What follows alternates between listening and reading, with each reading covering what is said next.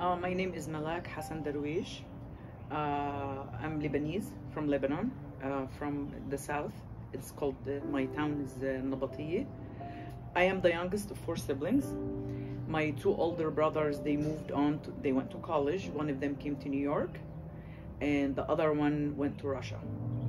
Everything was fine, even though we grew up in a war. It was a civil war, and then we had the invasion by the Israelis. At the very beginning, we were doing fine. We were not planning to move to US, but one of my very close uncles, my dad's brother, used to work with the United Nations, and he got killed. Once that happened, we decided to migrate to US.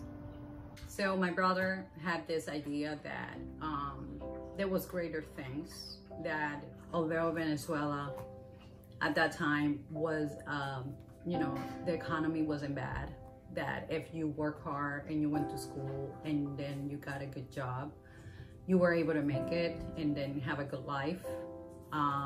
But it would require you like a lot of work to get there. Then he was invited here. At the time, he was working for an international company, and the international company invited him to come to the United States. And then he says to me, I just think that you can do so much more.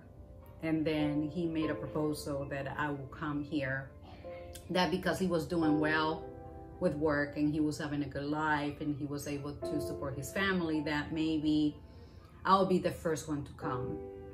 And then I could learn English and then hold a job later on, and then just, one by one come here and then, make our life for ourselves. And when we first got to US, it was not easy because in Lebanon, we speak Arabic, and our second language that we learn in school is French. And my dad had to dump his profession and start all over. So then I came here. I was given the tourist visa. I came, and then I came for stay about 6 months.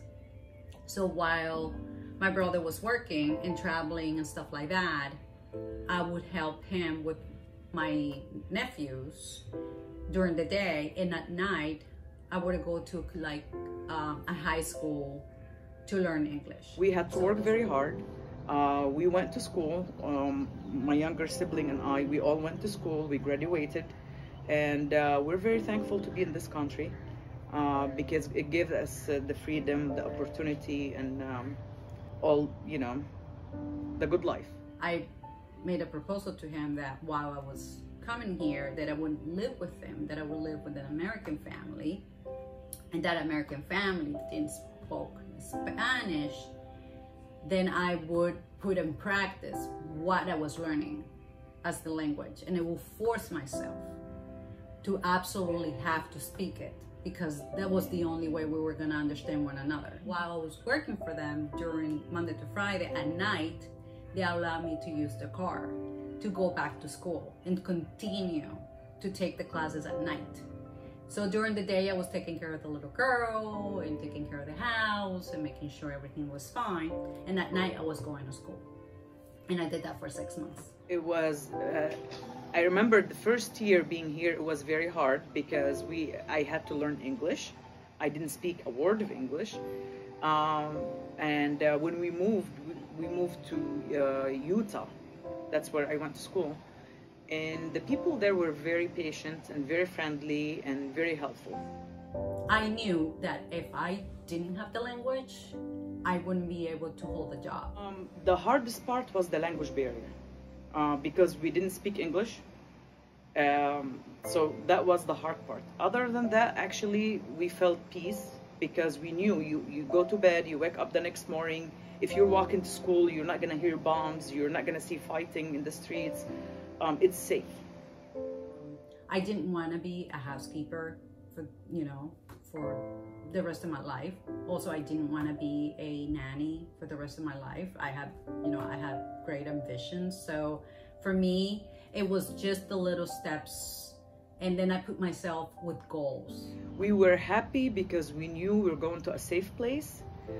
We don't have to worry about wars. We don't have to worry about the electricity not being, you know, available, and maybe food shortage or bombs or, you know, any of that. At the same time, you know, we had the rest of the family. My uncles, my aunts, my cousins, my grandmas, my grandpa. So that was sad.